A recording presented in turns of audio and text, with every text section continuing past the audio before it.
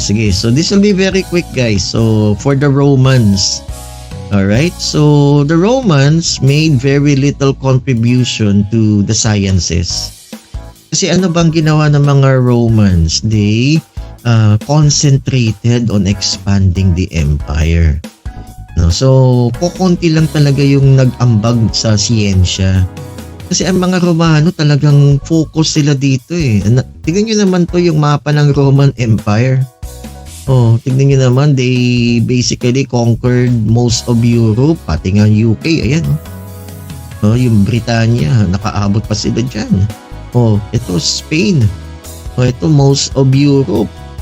Diba? Pati nga Middle East, na-conquer nila eh. Pati parts of Egypt. Oh, diba?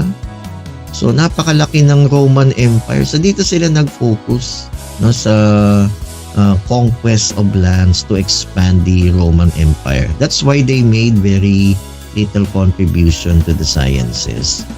And talagang they developed their military might. Tignan nyo naman yung Roman soldier. Talagang protected siya na may shield, may suit of armor. Diba? So talagang battle ready itong mga ito, itong mga Roman soldiers. Diba? Ayan. So there guys. And even they develop weapons like itong battering ram. Ayan. Pati itong dart throwing machine. No? Yung marami, parang instead of bullets, ito yung mga pana na tuloy-tuloy, parang machine gun, parang gatling gun, pero lumalabas ay mga pana, mga arrows. And itong catapult, though the catapult was made by the Mesopotamians, it was the Romans who made so much refinement to the catapult. Ayan, saka yung battering ram. So ginamit nila itong mga ito to expand their empire. Ayan, ganun ang ginawa ng mga Romans. Pero let me just point out one personality who made significant contribution during the Roman Empire. And this was Galen. Alright, now Galen was a Greek physician. Hindi naman siya Romano eh. Ano siya? Greek physician yan. So, he wanted to make a name for himself. Kaya lang di siya maka-epal sa mga malalaking mga pangalan like Aristotle, Hippocrates, mga ganyan, mga big names, hindi siya makasingit eh. So malit na tao lang si Galen, gusto niya sumikat. Siguro, desperado siya, he transferred to Rome, na baka dun niya makita yung swerte niya. So he went to Rome. And he applied as the chief physician to the gladiators. Now let me point out that Galen was very interested in human anatomy. Yun yung kanyang specialty. Since physician siya, doctor siya, he is really interested in examining how the body works. No, very interested siya sa human anatomy. So, he applied as the physician to the gladiators. So, can you imagine this guys, no? So, sa mga gladiator fights na ganyan, like ito, yan, no? So, may mga masusugatan dyan. So, may mga masusugatan dyan, kagaya niya na naputol yung ulo. Ayan, di ba? Ayan. So, yung mga sugat ng mga gladiators, ano yan? Bago niya gamutin, pag-aaralan niya kung ano nasa loob ng sugat. Okay, Galen, gladiators were always poking spears at each other, and Galen learned a lot about these wounds. So, bago niya gamutin yung mga wounds na yun, titignan muna niya kung ano nasa loob.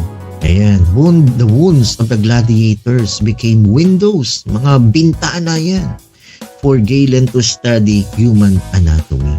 What more pag namatay yung opponent like this one na namatay, napugutan ng ulo? O anong gagawin ni Galen dyan pag namatay na yung soldier? Eh talagang idadissect niya yan, di ba? So that's an opportunity for him to open the cadaver of the dead gladiator to examine what is inside. Pero inyo yung opportunista tong si Galen. Using these wounded and dead gladiators, he was able to study human anatomy. So the wounds of the gladiators became windows. And what more, pagpatay na yung gladiator, patay. So bubuksan yung yung abdomen, bubuksan yung katawan ng gladiator. to examine what is inside the human body. So ang ginawa ni Galen, yan eh. Nung binuksan niya, he was able to document, nag-record siya ng mga observations niya. He was able to describe cranial nerves and heart valves and show that arteries carry blood. And gumawa siya ng maraming drawings, mga illustrations of his observations. Kaya lang, anong napansin niyo sa kanyang mga drawings? Parang hindi siya magaling kasi mag-drawing. No? Ayan. So medyo inaccurate yung kanyang mga drawings, yung mga kanyang observations. Medyo erroneous. No, erroneous yung mga drawings niya. Ayan, biruin niyo naman yan. Alright, anyway, so however, in extending his findings to human anatomy, in spite of the fact na meron na siyang na nakapag-dissect siya, nakita niya yung loob ng human body. No, kaya lang yung mga notes niya was often in error. No, medyo erroneous yung mga illustrations niya. Alright? So, yan guys. But in spite of that, the Catholic Church accepted his observations. Gumawa pa nga ito ng libro. So, yan, the Emperor, Roman Emperor accepted his work. Yan, naging sikat nga siya. The Catholic Church accepted his findings and became the standard model of the human body, standard model of human anatomy.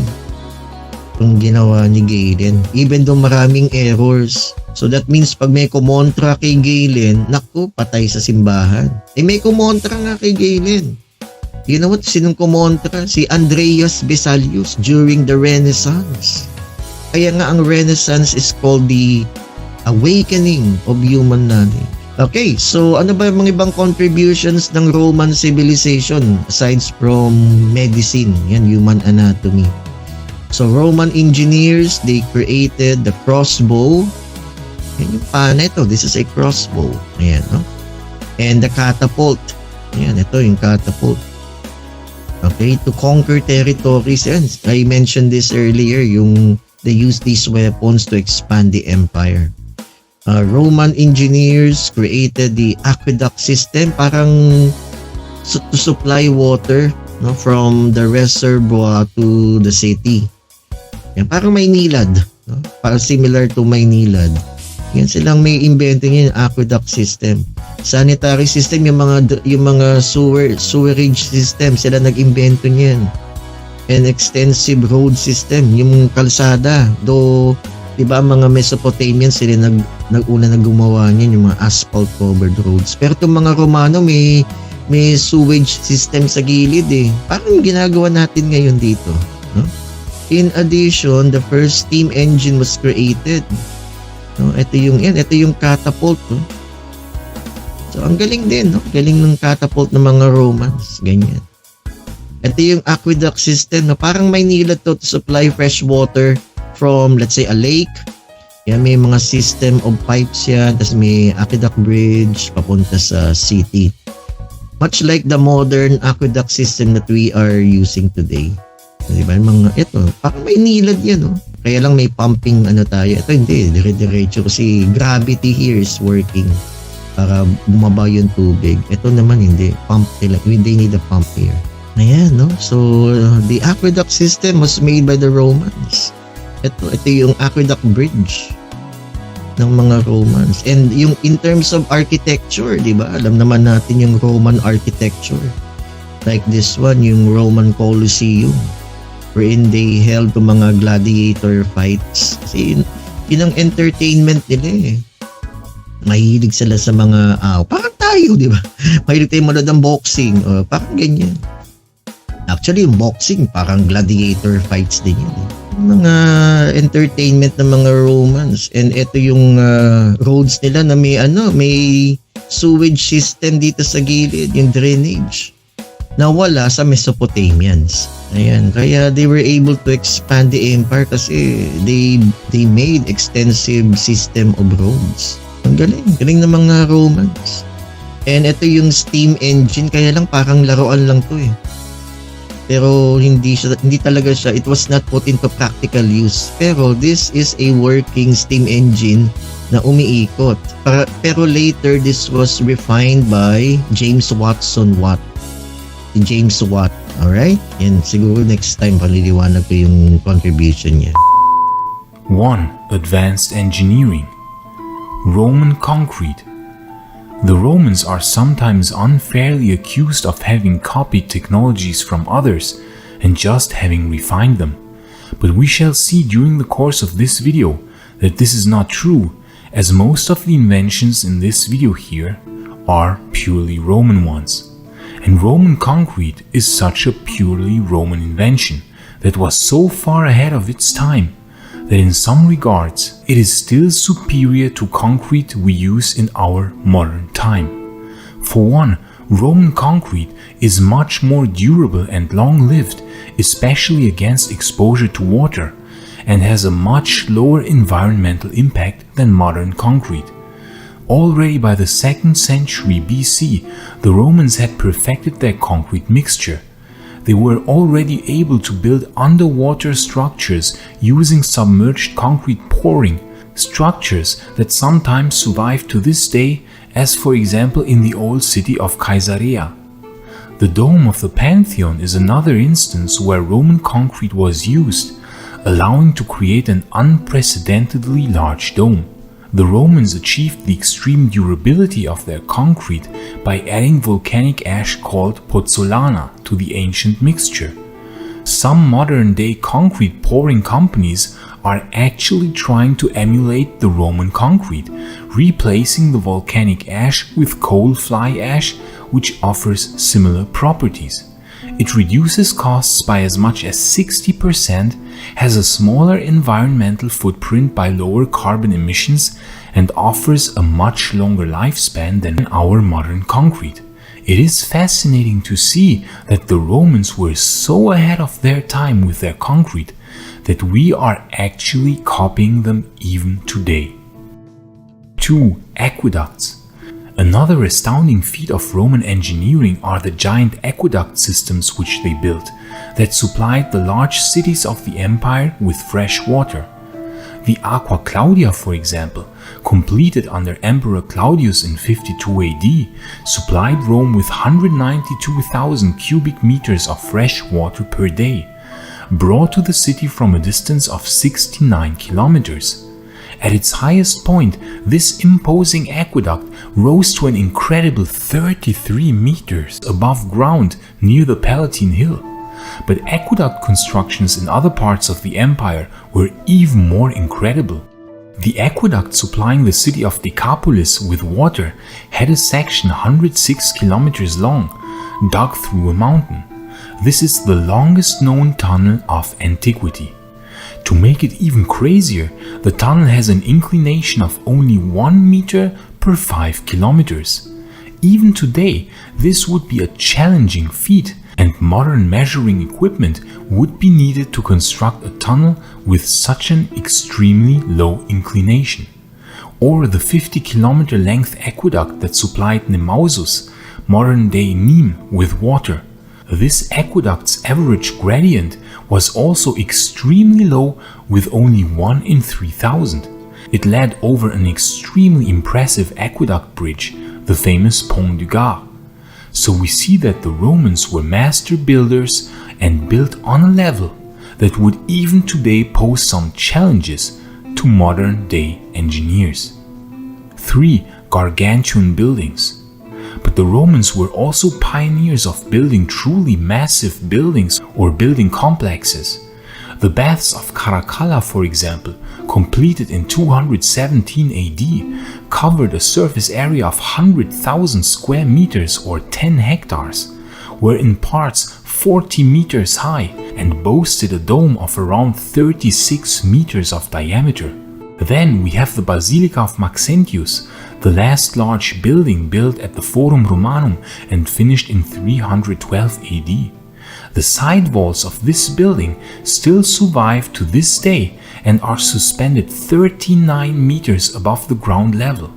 Or the largest Roman temple ever built, the Temple of Jupiter at Heliopolis, also known as Baalbek. A few of the giant columns of the temple are still standing. They are 20 meters tall and 2.5 meters wide, the largest pillars ever built in antiquity. And we have no idea how the Romans managed to erect these giant pillars. It is speculated that they must have constructed a very capable crane only for this purpose, in order to be able to erect these massive columns that weigh dozens of tons each. The heaviest blocks of the surviving part of the temple weighed as much as 100 metric tons, and they had to be raised to 20 meters above the ground. A truly incredible feat of engineering. Interesting side note, the Temple of Jupiter was constructed on a platform. This platform contains some truly gargantuan cyclopean stones, some of which weigh 800 tons. It is quite unknown how such massive stones were moved in ancient times. To make it even crazier, in the quarry nearby, stones were found where extraction had already started, weighing 1,200 tons and one even 1,600 metric tons. However, these stones were left in the quarry. It is thus with utter disbelief when we see what incredible feats of building mastery the Romans or the ancients in general were capable of, since lifting such stones would pose a technological challenge even today. And please like this video and subscribe, and also turn on the bell so that you won't miss any future videos on the fascinating era of the late Roman Empire. How did it fall? Why did it fall?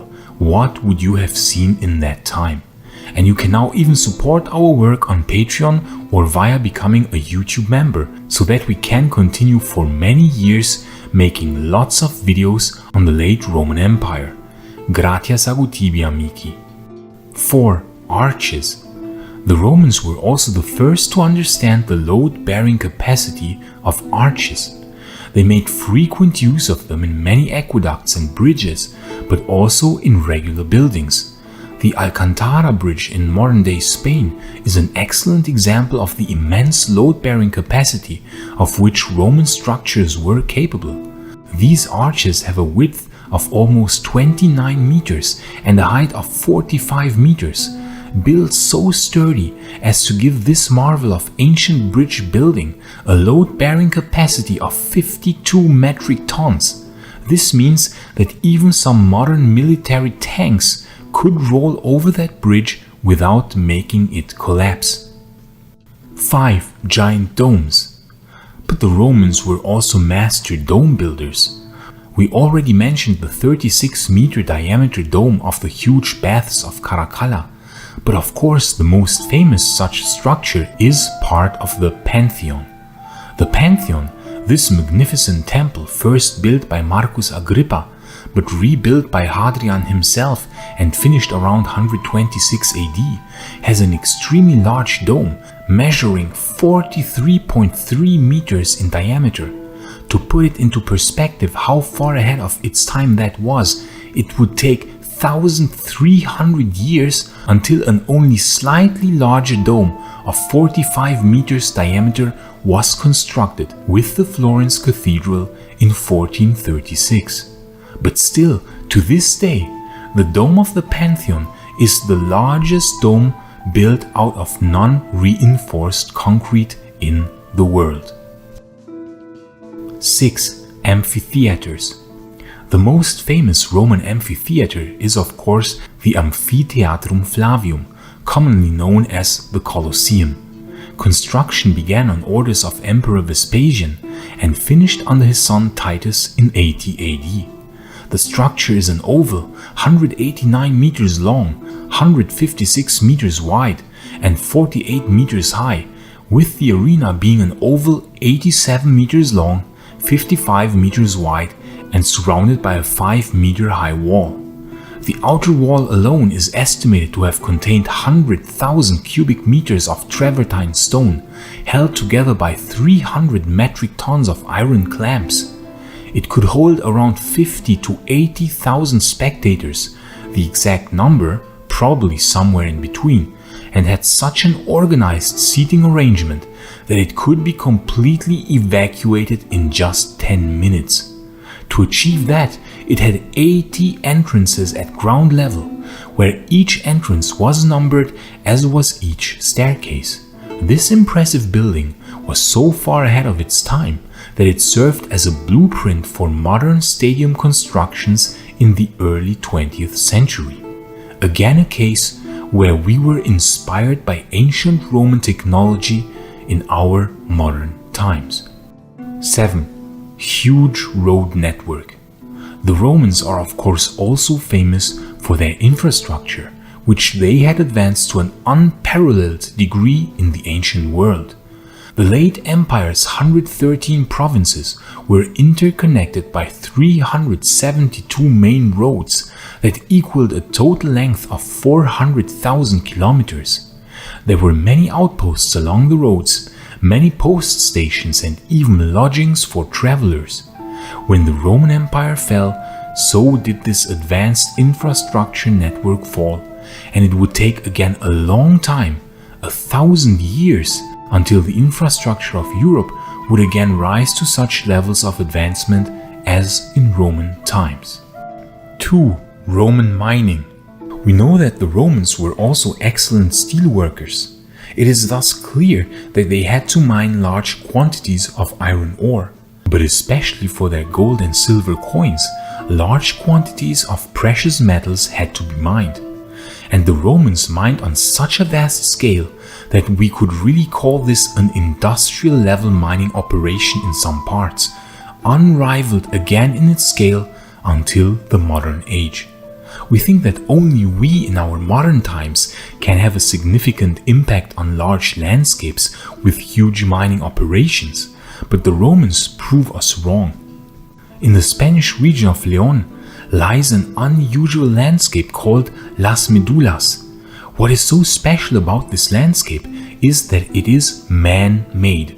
The Romans had mined gold here on such a grand scale as to make entire mountains disappear, and what is left now has thus this strange shape.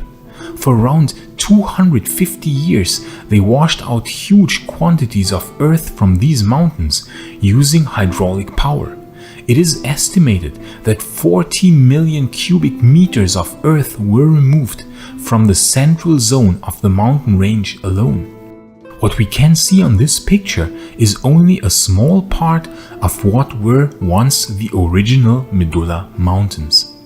A mountain containing 200 billion cubic meters of material disappeared completely. This resulted in at least 1 million kilograms of gold that was mined here in its 250-year activity. It is remarkable that ancient civilization already had such a huge impact on landscapes, something that had been thought to be a purely modern-day phenomenon. The Romans show us again how far ahead of their time they had been. 3. Computers. We think of computers as an invention of the modern age. However, in 1901, divers discovered a strange device in a shipwreck off the coast of the Greek island of Antikythera.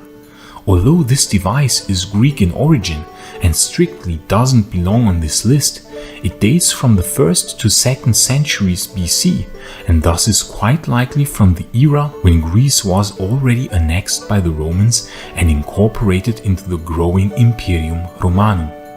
This machine, encased in a housing of 34 x 18 x 9 centimeters, is a complex arrangement of many gears and gear wheels with a precision as was thought only possible in modern clockworks. It is thought that with it, one could predict the position of the sun and moon, the moon phases, eclipses, calendar cycles, and perhaps even the location of planets. Analog computers of such a complexity were again built only as late as the 19th century. 4. Roman nanotechnology. But if you thought that analog computers in antiquity are bizarre, the Lycurgus cup will prove that the Romans were capable of things that modern researchers had thought impossible. The Lycurgus cup is such an example. It dates from the late Roman Empire, the late 4th century AD, so an era where we would think that feats of advanced technology were not possible anymore due to the empire's decline. The cup is special because it is made of a type of glass that appears green in reflected light but red in transmitted light, so when the light is passing through it. To achieve that, the Romans extracted extremely small gold and silver nanoparticles, only around 70 nanometers in size, and mixed these nanoparticles with the glass. It is completely unknown how exactly they extracted such small particles that can only be seen with an electron microscope from the gold and silver. It is very unlikely that they had actual knowledge of nanotechnology, but they understood that they were extracting something very small and what effect this would have. 5. Irrigation system, running water and heating systems. The Romans also built a quite modern irrigation system into their cities. Most famous of all is of course the Cloaca Maxima of Rome. But they also built vast networks of water pipes, supplying fresh water from the aqueducts to baths, households and fountains. The pipes were made out of lead, with debate still ongoing what effect this lead might have had on the well-being of the Romans.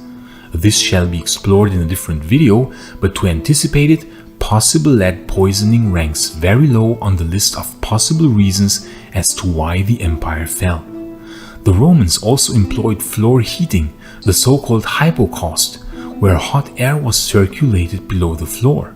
This was used in villas of wealthy individuals for floor heating, but it was also used in the Roman baths in order to heat the warm water pools, the so-called caldariums.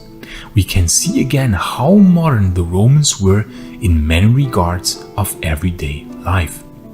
6. Surgical instruments. The Romans also pioneered surgery based on prior works by the legendary Hippocrates himself, but they advanced it to a level unknown before in the ancient world.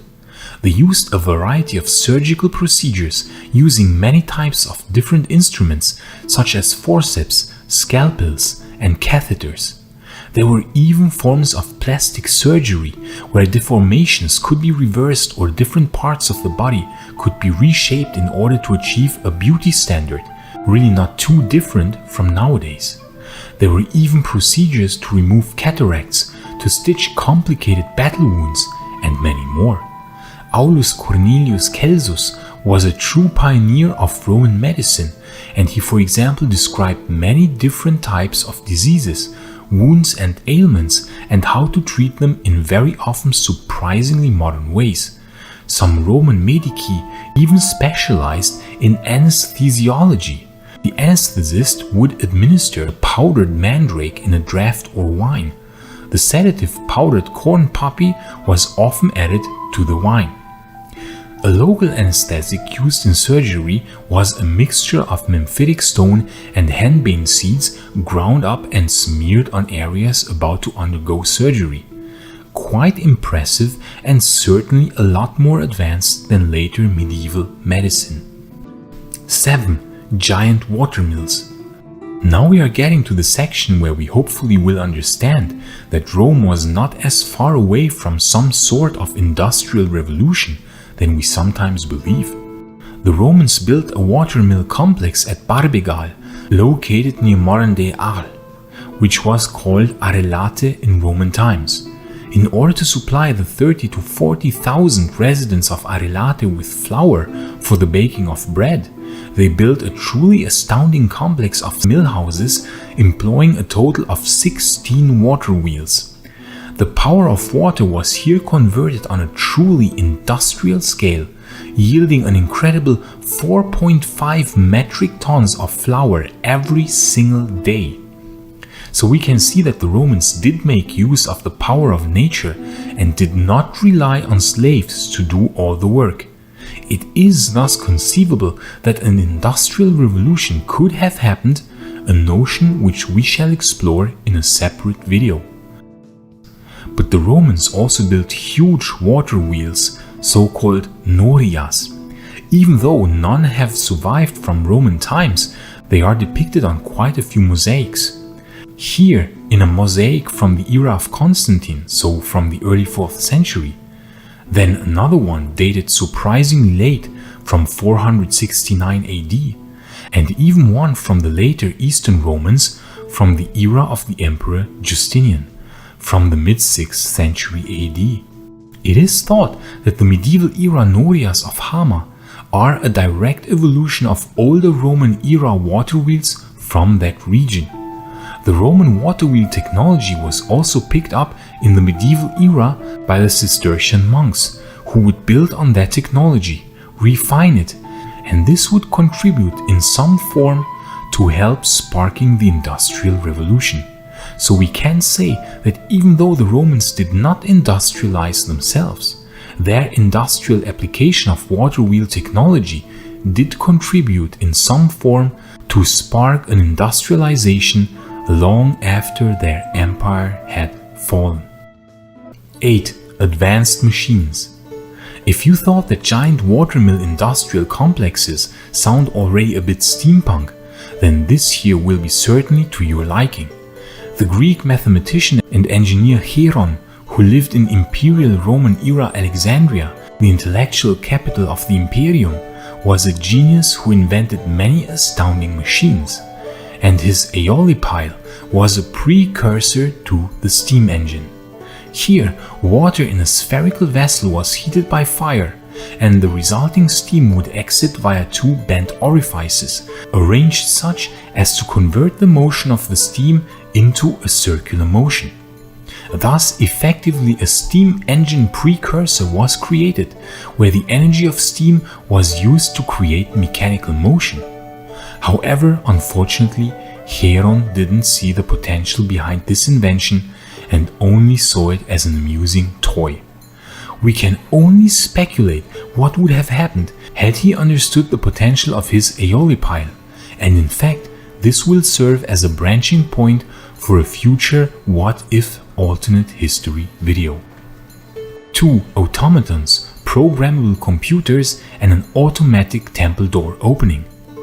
But Hieron's genius went even further. He built the first known automatons, basically some sort of robot precursors.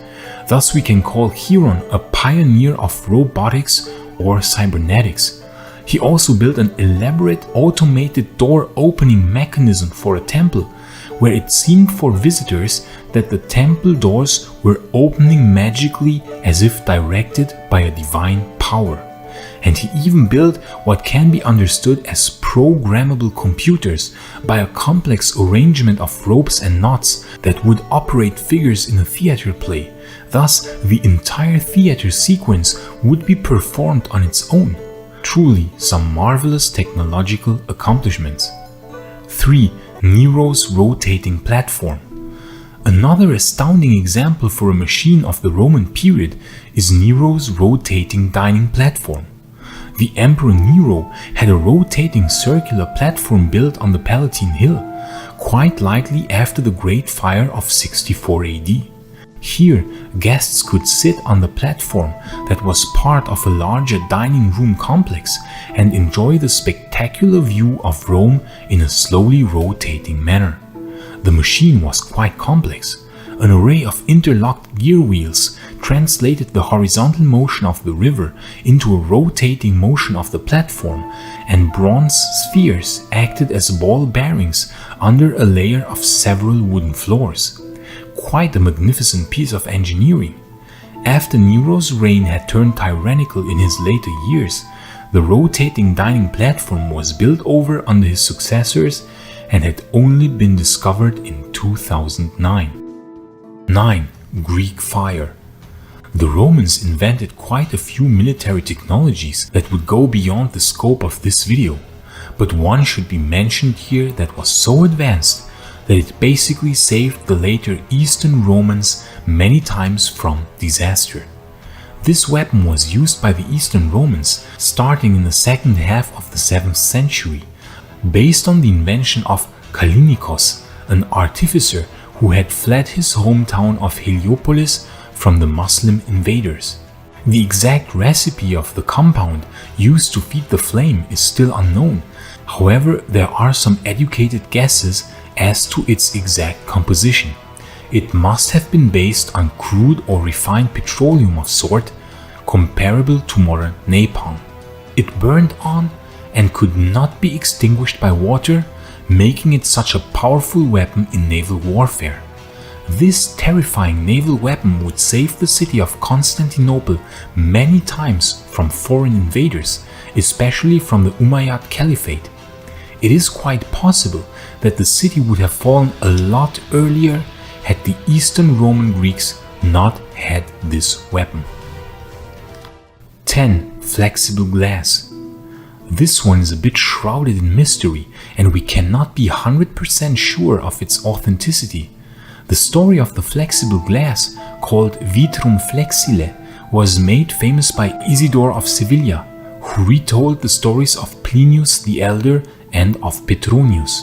According to their accounts, supposedly an inventor once came before the Emperor Tiberius. He presented a bowl to the emperor, which the inventor claimed was indestructible.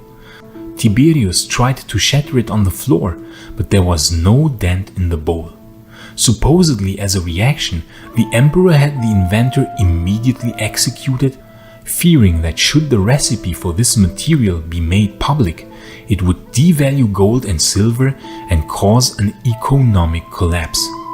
Plinius himself claims that the story is more widely spread than well authenticated, so we should be skeptical. But a recent paper from a researcher claims that such a technology would have been possible in Roman times. According to him, the vitrum flexile could have been a mixture of boron trioxide, known as borax, which was available in antiquity, with glass. Heating sand to very high temperatures and mixing it with borax could have yielded glass with flexible properties comparable to modern-day borosilicate glass. So if the story of the vitrum flexile would be true, it would be another example where the ancients surprise us with technology way beyond what we would have thought them capable of. We can thus see that the Romans were in many ways an extremely advanced civilization, and when the Imperium fell in the West, Europe was plunged into a technological dark age where many inventions would not return for hundreds, if not for 1,000 years. When the empire also fell in the East, in its final act, the empire would shine the flame of antiquity one last time onto Europe, igniting the Renaissance when many scholars fled from Constantinople westward and brought a lot of lost knowledge with them. We can thus see that we owe a lot of our own inventions to the Greeks and to the Romans, and can only wonder what would have happened had Rome not fallen.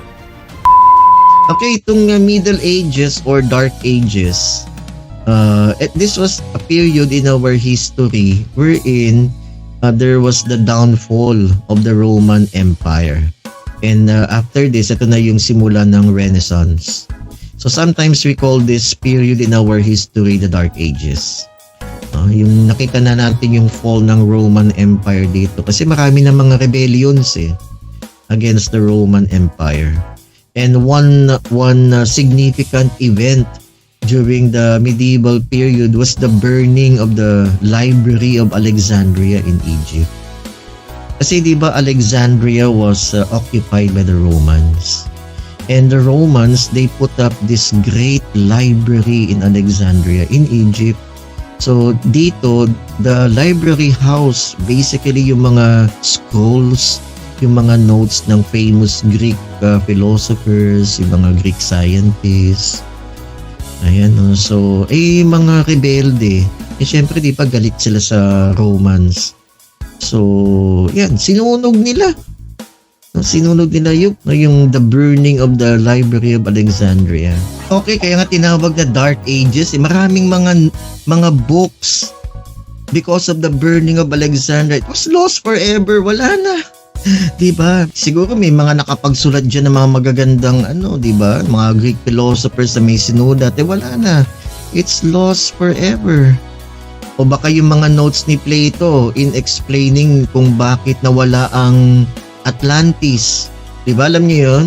Diba Plato lived during that time yung nawala yung Atlantis? O ano ba talaga nangyari sa Atlantis? We may never know, hindi na natin alam. Kasi nga sinunog yung library na yan. Paano natin malalaman kung ano na yan ba? May kinalaman ba ang mga paano yan? May alien ba? O ano ba nangyari sa Atlantis? Kinain ba sila because of a volcanic activity yung Atlantis? Kaya lumubog. No, alam ni Plato yan Plato was an eyewitness pero wala, hindi na natin alam. Many books, knowledge was lost forever because of the burning. Pero hindi naman completely nawala yung mga books. Hindi naman completely nasunog. Yung mga natira, ang ginawa, they collected all the surviving books and may kinopya nila ulit, they reprinted or not really reprint, kinopya. It was the Benedictine monks. The Benedictine monks collected all the remaining books and they made manuscripts of the remaining books. Yan, kinopya nila and they made copies. Manually, kinopya talaga nila. Yun ang ambag ng Benedictines. What are some of the artifacts during the Middle Ages? Yan, parang wheeled plow, metal yan, horseshoes, water wheels, windmills, cast iron, cannons. Yan kasi maraming pirata nun And even the Chinese, yan, during the Middle Ages, they traveled the world using the compass. Yan, mga inchik. Yan, ito yung plow. Made of metal, then horseshoe. The water wheel was quite popular during the Middle Ages. Saka yung mga vertical windmills during the Middle Ages. Ayan. Saka itong mga medieval suit of armor. Diba? Yun ang usong-uso noon sa ancient Britannia or Great Britain noon. Diba? Yung mga joust, ang tawag. Yung nung kanilang entertainment, yung mahabang espada. Ano bang tawag doon? O diba, nasa kabahayo sila. Diba, uso yun noon. Alright, during the Middle Ages. And yung mga Chinese naman, they traveled and they conquered many lands. Kagaya sa atin, nakarating sila sa atin using the compass. Okay, so this period, the Middle Ages, saw major technological advances. Yan, including the adoption of gunpowder by the Chinese, invention of the vertical windmills. Yan, ito. Yan, di ba? What else? Spectacles. Yan yung salamin. Okay, salamin ito. Spectacles. Okay, mechanical clocks. Greatly improved water mills. Ito yung water mills. Saan ba yun? Yan, ito. Building techniques, yung Gothic architecture, medieval castles, which was evident sa Great Britain, yung mga castles, medieval castles, and three-field crop rotation. So, hindi sila nagtanim ng isang crop lang, no? Mga different types of crops sa isang field. We call that crop rotation. The Middle Ages spans 1,000 years, from approximately 500 to 1500. But for most people, little changed during this time. There were two distinct classes during the Middle Ages, and most people were in the lower class. Being born a commoner usually meant a life of servitude, but the lower classes were self-sufficient and could feed their families from the land despite severe restrictions. Food in the Middle Ages came from farms, and although hunting was still prevalent, it became a sport only enjoyed by the upper-class nobles towards the end of this period. The main staple foods for ordinary people were bread, porridge, fruits, and vegetables. Chickens, cows, and sheep were far more valuable alive as they provided eggs, milk for cheese and butter, and wool for clothing. Farmers grew wheat, barley, and vegetables such as leeks, onions, peas, carrots, turnips, and parsnips. Vegetables like tomatoes, potatoes, and corn did not arrive in Europe until Europeans voyaged to the Americas. Despite the common belief that food for middle-aged peasants was bland, a range of herbs and spices were available to flavor meals. Dill, thyme, and coriander were all grown, as well as a host of other herbs. Herbs were also for medicinal purposes, and most ordinary people knew the herbs and their uses. More affluent households had access to more exotic spices, such as ginger, pepper, and cinnamon. Salt was a popular commodity in the Middle Ages, as it was used for preserving meats and vegetables and flavoring dishes. The Domesday Book, written in 1086, holds records of many coastal salt processing sites throughout England. Salt was also an indicator of wealth. The more important people sat above the salt and had easy access to the salt cellar during a feast.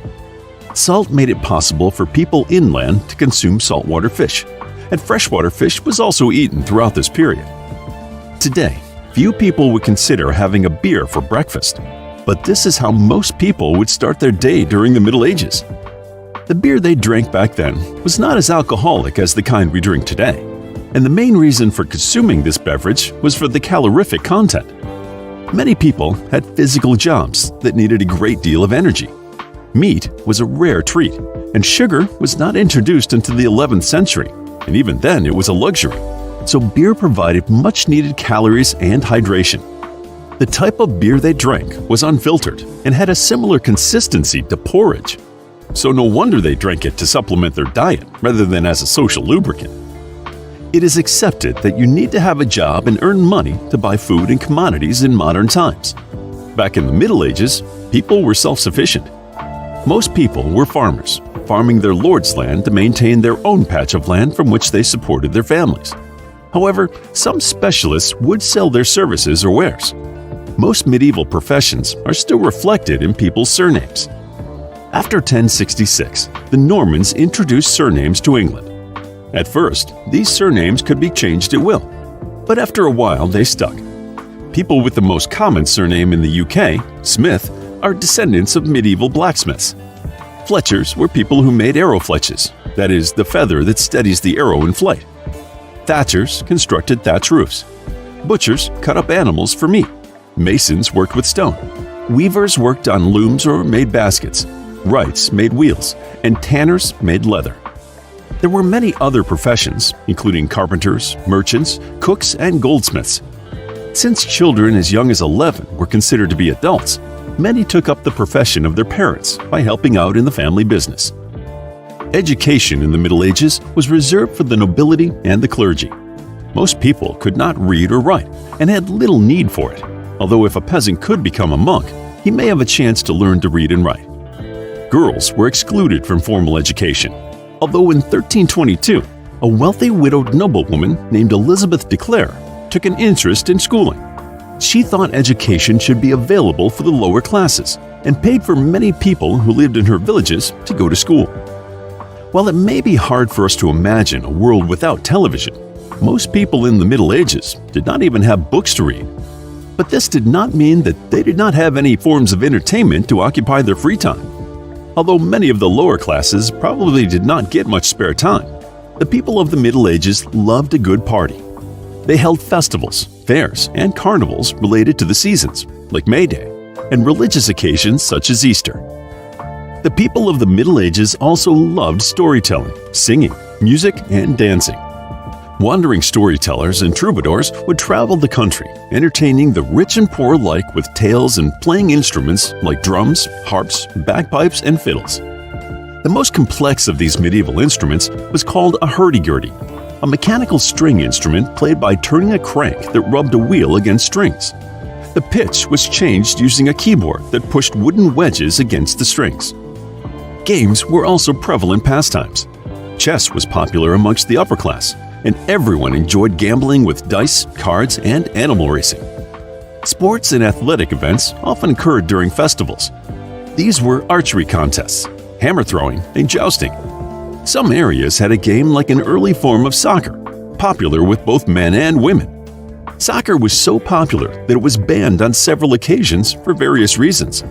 King Edward II first outlawed it in 1314, as he felt it wasted the valuable energy of his soldiers. Many monarchs disliked soccer and other games as they thought their subjects should spend their time practicing archery to defend the realm. Nevertheless, the game persisted and is still popular in the UK today. Since the invention of the electric light, it's common for us to stay up late, using the evenings for relaxation and entertainment. In the Middle Ages, people usually went to bed when the sun went down. However, it is also common for people to have a first and second sleep. First sleep usually lasted until after midnight, when it was common for people to get up for an hour or so, say prayers, stoke the fire, straighten the house, or converse. On a full moon, people would enjoy the extra light to pick herbs when they were freshest, and this practice probably contributed to a lot of folklore and myths of magic. Nowadays, fashion is fast and disposable, but fabric was a labor-intensive commodity back in the Middle Ages. Outer garments were usually made of wool, while undergarments were made of linen spun from flax fibers. Despite the introduction of the spinning wheel in the 14th century, many poor people would have had to spin their own thread and yarn to make clothes. This task was predominantly left to the womenfolk, in particular unmarried women. Until recently, an older unmarried woman was still referred to as a spinster.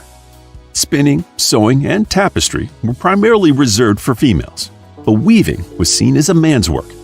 Huge wooden looms were used to weave fabric manually. Dye was also a hot commodity in the Middle Ages. People were limited to color choice as they only had natural dyes available to them. Most fabrics were left undyed in a natural shade of light brown or gray. Other colors available were brown, green, yellow, red, and blue. Purple dye was highly sought after and mainly used for religious garments.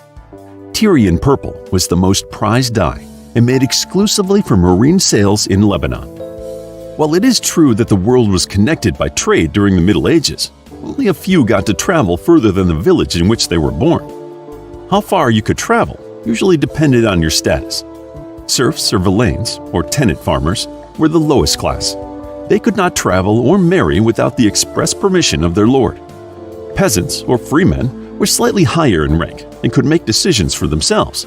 If they wanted to relocate or travel, they were free to do so. However, traveling alone was often not a safe undertaking. Maps were not used for navigation, and most people used the old Roman roads to get about. Bandits would frequently stalk these roads, hoping to chance upon a wealthy, unprotected traveler. As a poor person, you would have the opportunity to travel the country, or perhaps even further, if the Lord called you to serve in the army. However, this would not be an enjoyable experience. Forced to march at speed to meet an enemy on the battlefield would not be how most people would choose to spend their time, especially with family and farmland left at home. A handy way to travel to far-flung countries was to embark upon a pilgrimage to a holy land, as you could receive free food and lodgings at monasteries. A popular destination for medieval pilgrims was Compostela in Spain, and those who made it there sported the shell-shaped badge awarded to you upon your arrival. Nobles and clergy were free to travel where they wished, and often did so, visiting various estates or religious sites. The best way to travel in the medieval period was to be a merchant or work on a merchant ship. This meant traveling the known world, buying and trading goods. As most villages were self-sufficient, traded goods were usually exotic spices, wines, jewelry, fine cloth, and other luxury items. But the life of a merchant was not without its dangers.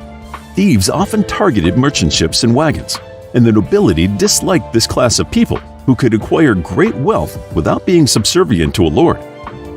When most people imagine life in the Middle Ages, they surely cannot escape the image of a large stone castle inhabited by the lord and lady of the land. Life in a castle was quite different from village life, although it was probably smellier and colder than the small houses lived in by the commoners and their families. Castles did not just house the family of the lord and lady, but a host of soldiers, servants, cooks, gardeners, treasurers, and entertainers. Castle owners did not just have one castle. They usually had a few and traveled between them at their leisure. Life in a castle was cramped, cold, and distinctly lacking in privacy. They even had communal toilets. Only the lord and lady would enjoy private chambers. These rooms were usually at the top of one of the castle towers, above the Great Hall, which allowed for a more significant amount of sunlight and warmth from the Great Hall to heat the room. As castles were fortresses made of stone, with tiny slit windows, they were extremely cold and dark even in the summer. The invention of the fireplace with a chimney in the 11th or 12th century did a lot to make life in a castle more bearable, but it was still pretty grim. Toilets were merely holes in the wall from which human waste would fall into a cesspool or the moat that surrounded the castle. Moats were used for defensive purposes and were essentially pools of stagnant water that surrounded the castle. You can imagine how this must have smelled, especially on hot days. Imagine how jealous a lord or lady of a castle would be of your comfy bed and private toilet. Overall, life in the Middle Ages was nowhere near as comfortable as our lives today. Life was tough for people during this long span of years, and many died before they saw their 10th birthday. If you survived to be older than 10, your average life expectancy was still only around 35 years, although some people did live well into their 70s. Scholars offer several different reasons for the decline of this long period, but agree that the feudal system's decline and loss of power by the church were significant factors. Additionally, lords and nobles saw their power fall after the Crusades, as Europeans came to know more advanced civilization like the Byzantine Empire. Trade grew among countries, giving rise to a money system and the birth of a middle class, and ushered in the Renaissance, thus ending this long, hard millennium.